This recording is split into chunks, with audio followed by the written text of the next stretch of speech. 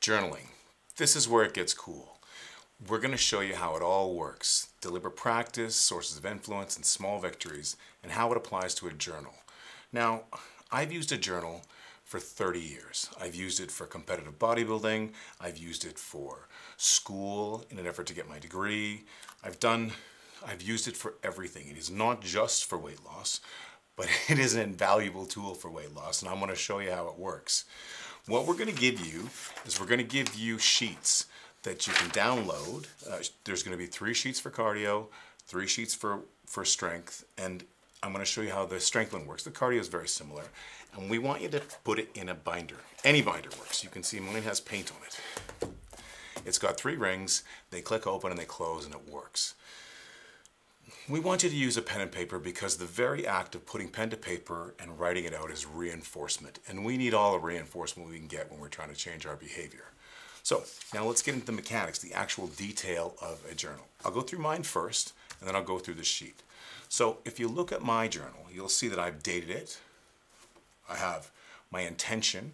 My intention is, that's what I'm going to do. That's my goal for the day.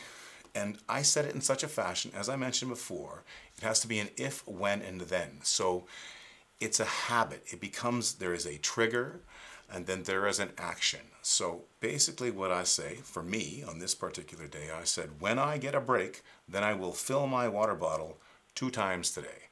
Now, the next thing I did was I ticked that off when I did that. I acknowledged the fact, and I celebrated, not outlandishly by the way, but I celebrated that victory, the fact that I actually did what I said I was going to do. My next one was my training, that's my cardiovascular exercise. Then I have my upper body work, and then I have my notes.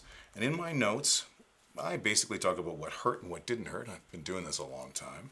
And at the last, I have my next intention. So I'm going to show you how it works on your sheet. We've got it dated. We have your daily intention, and again, that could be filling your water bottle, that could be eating your lunch, it could be lots of different things.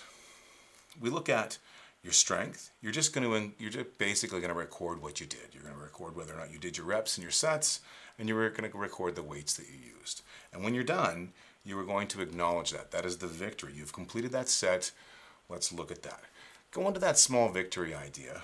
When you look back in your journal in a 2-week period, and for every tick, let's assume that each tick was worth $1. Now $1 might seem insignificant, it's nothing really, but after 2 weeks, and say there are 30 ticks in there, well now $30, now we're starting to get somewhere. That's the idea of small victories. It's cumulative, it builds up and becomes something because of the constant, continual action in the direction we're looking for. When we get to notes, this is where we have our little tick marks acknowledging what went right. In our notes, we're going to talk about what didn't necessarily go right. A good example will be, I forgot my lunch. And so what happens if you forget your lunch? Maybe you go to Wendy's, maybe you order in, maybe you go to the vending machine. I'm not sure, but it certainly isn't part of your plan. So what I do, I look through the day, I check the feedback. This is the idea of deliberate practice. Now I have some information to adjust my course. I set my daily intention and I say, when I get home, then I will make my lunch for the next day. So I've got my date, I've got my daily intention, I've got the work, the record that I did, I've got some notes about how the day went, and then I have any course corrections or adjustments, any feedback that I need to use to my advantage. The last thing on here is a gratitude statement. Now, when we talked about deliberate practice and the idea of very specific goals and specific elements of success, one of the things around a journal is a gratitude statement. So I always include something nice.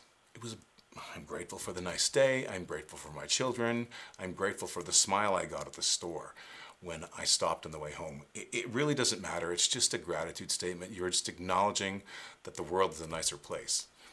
And that's how we're going to use our journal. We'll see you soon.